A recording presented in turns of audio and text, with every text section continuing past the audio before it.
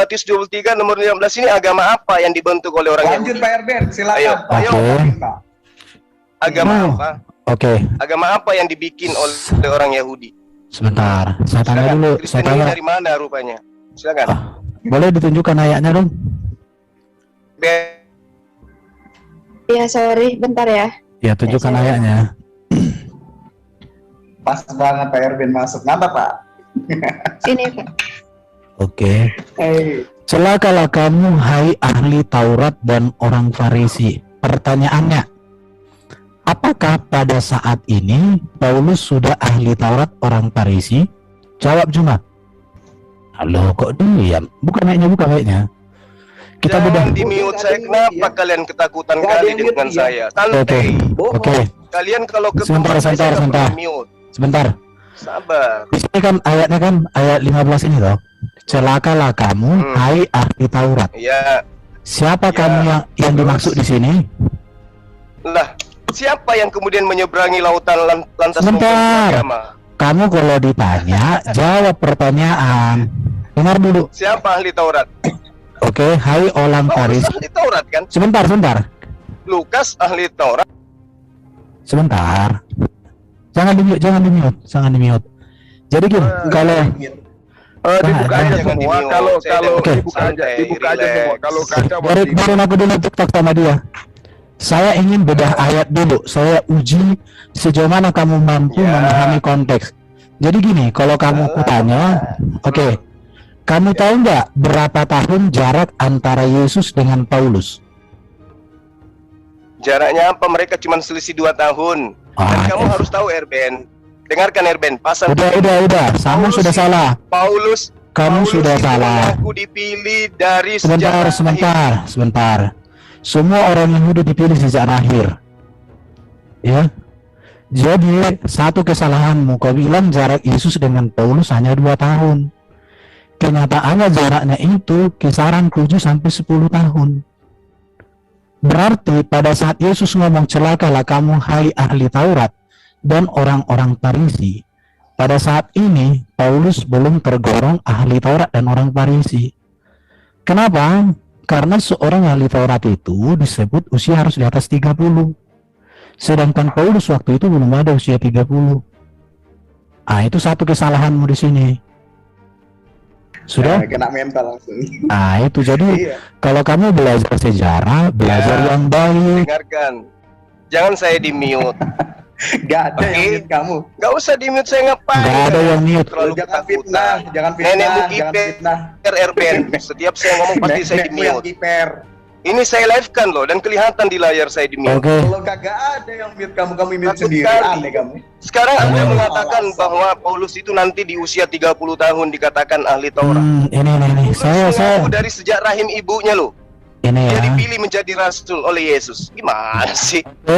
Sekarang kita jelaskan. Lihat. Makanya kalau kamu masih anak TK, kamu jangan diskusi dengan profesor.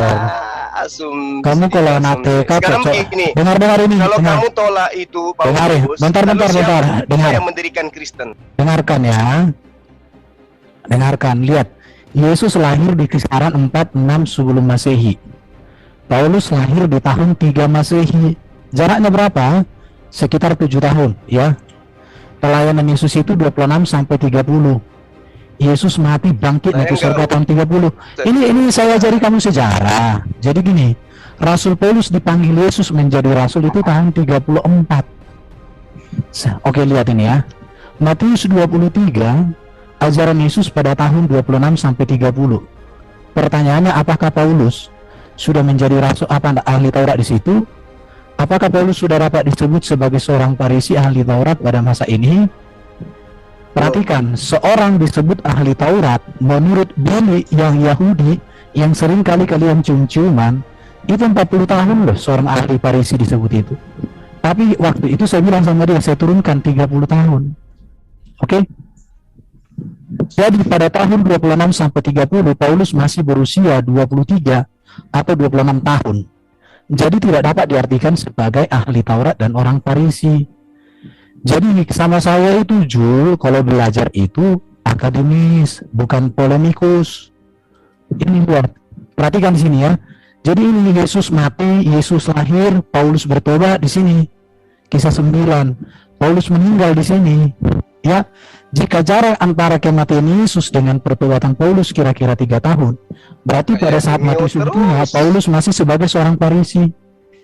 Paulus belum sebagai seorang Farisi di sini, belum.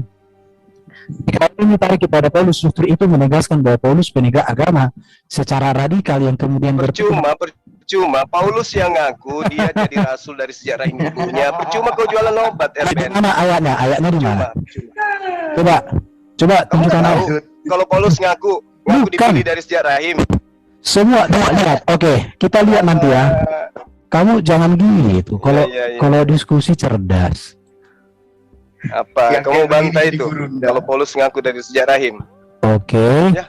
Ini datanya. Semua juga dari sejak rahim. Tapi perlu proses untuk menjadi seorang Farisi. Ini. Ini Paulus dipilih menjadi rasul sebelum lahir. Ini kan pernyataanmu. Tetapi waktu Ia yang telah memilih aku sejak kandungan ibuku dan memanggil aku oleh kasih karunia-Nya, berkenan menyatakan anaknya di dalam aku, supaya aku memberitakan Dia di antara bangsa-bangsa, bukan Yahudi. Maka sesaat pun aku tidak meminta pertimbangan kepada manusia. Di sini kalau kamu membaca dengan jeli, di sini ada namanya Dia memilih. Oke. Bentar dulu. Dengar dulu. Oke, sekarang agama apa yang dibentuk oleh orang Yahudi Farisi itu selain Bentar. Ada nggak? Dengar dulu. Kamu kalau lompat-lompat lihatin ya.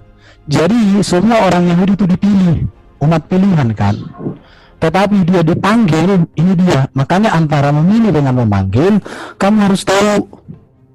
Cuma kalau kamu nggak ngerti, ini dia perjalanan karir Paulus. Oke? Saya selalu pakai data. Lihat, dipanggil itu Galatia 1 ayat 15. Paulus dipilih Tuhan di sini ya. Dipilih Tuhan sejak dari kandungan ibu di sini. Baru dipanggil, ini Paulus dipanggil saat perjalanan menjalankan ajaran imannya yang radikal ke Antioquia, Kisah Rasul 9. Kemudian Paulus ditetapkan di sini. Ada datanya semua, bro. Paulus resmi ditetapkan sebagai bagian rasul untuk tugas beritakan Injil kepada non-Yahudi. Di sini dia, Galatia 2:9. Jadi kalau kamu tidak bisa bedakan dipilih dengan dipanggil dengan ditetapkan, ya saya katakan kamu masih tetap TK. Bisa kau pahami nggak ini, Jul? Ini. Bisa nggak kau pahami ini, Jul? Kabur dia.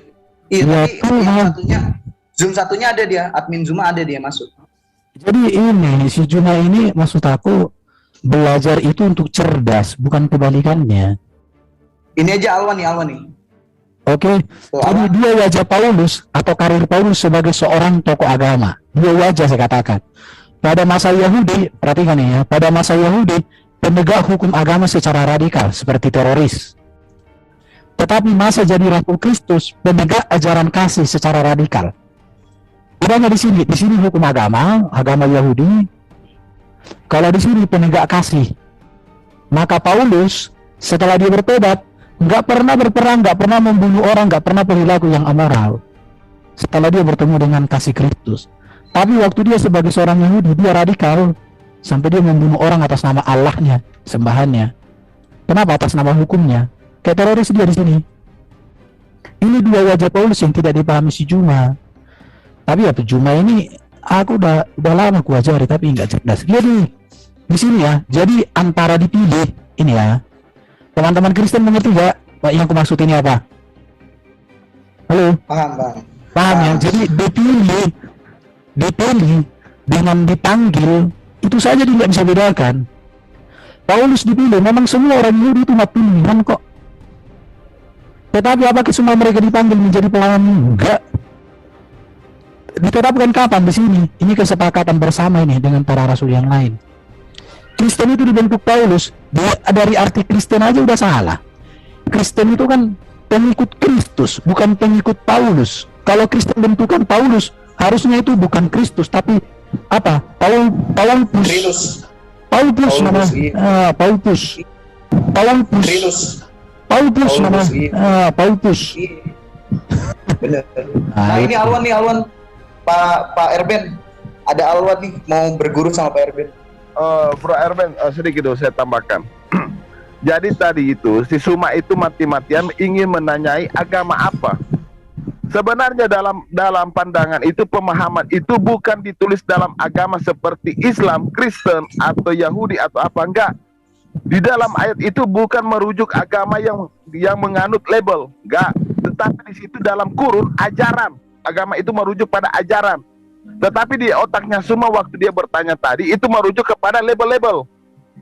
Yaitu ya agama seperti nama-nama judul, Sorates, Sabiin, Islam, Hindu. Itu merujuk ke situ itu dalam pola pikirnya. Tetapi ayat itu di situ mengandung bukan label agama, tetapi dalam kurung itu ajaran. Jadi nggak ada agama dulu yang dikenal, nggak ada label. Tapi di situ adalah ajaran. Itu yang semua juga harus tahu. Ini nih, ini karena Bro Billy udah ngomong itu. Jadi gini, kalau agama Kristen itu secara resmi menjadi agama negara, setahu saya dalam sejarah tahun 301 Masehi itu tepatnya di Armenia. Itu ortodoks, secara resmi menjadi agama negara pertama kali di situ. Kemudian mengikuti dengan di wilayah-wilayah lain. Jadi gini ya, ini dua wajah Paulus ini harus diketahui oleh semua orang ini. Ya, wajahnya ini pada masa Yahudi dan pada masa jadi Rasul Yesus. Ini wajah yang berbeda loh. Penegak hukum agama secara radikal. Makanya dia di sini membunuh atas dasar hukum agamanya. Dia kan menganiaya atas dasar hukum agama ini. Tapi di sini dia tetap dia menjadi penegak. Tapi yang ditegakkan Paulus apa? Bukan hukum agama, tapi ajaran kasih. Kasih itu apa? Kasih seperti kasih Yesus. Makanya setelah Paulus menjadi rasul, radikal dia bukan untuk menganiaya, tapi radikal dia adalah teraniaya demi Injil. Makanya Paulus mengatakan, celakalah aku jika aku tidak memberitakan Injil. Makanya Paulus membaktikan seluruh hidupnya sampai mati, teraniaya, tersiksa berulang-ulang demi menyatakan ajaran kasih. Makanya Paulus setelah dia bertobat, ajaran etika Paulus sama dengan apa yang diajarkan Yesus. Hukum-hukum yang diajarkan Paulus, hukum-hukum sama diajarkan Yesus. Di sini dia. Jadi wajah Paulus ada dua. Sekarang kalau kita mau kaitkan dengan Baginda, ya kebalikannya Paulus. Setahu saya Baginda itu sebelum jadi rasul orangnya baik. Setelah jadi rasul, ya kalian sudah tahulah bagaimana dia dalam hal pernikahannya, bagaimana dia dalam hal itu peperangan dan lain sebagainya. Berapa banyak dia mendapatkan ayat-ayat yang berkaitan dengan pedang dan lain sebagainya. Paulus enggak, justru meninggalkan semua ajaran-ajaran yang membolehkan menganiaya orang atas nama agama. Ditinggalkan dia. Bahkan Paulus katakan itu dianggap apa nih? Di mana itu ayatnya katakan? Apa yang dahulu merupakan kebanggaan bagiku, sekarang kuanggap sampah karena Kristus, katanya. Kenapa? Karena hukum agama di sini tidak membawa Paulus semakin hidup dalam kebenaran, tapi membuat Paulus hidup dalam kebingasan. Masa dia menganiaya orang? Tapi ketika di sini Paulus lemah lembut, sama seperti Yesus dia. Ketika dicaci dia memberkati, ketika dikutuk dia memberkati, ketika diusir semua dia. Ada itu ayat-ayatnya semua itu. Jadi ini si Jul ini belajar yang baik untuk jadi pinter. Jangan Jul belajar untuk jadi polemikus. Jangan kau mempertontonkan ketidaktahuan terus. Udah dikasih tahu tapi tidak pernah mau tahu. Kan itu namanya aneh. Ini dia catatannya ini. Ini Paulus berbeda. Ya. Oke itu aja. Silakan lanjut kawan-kawan.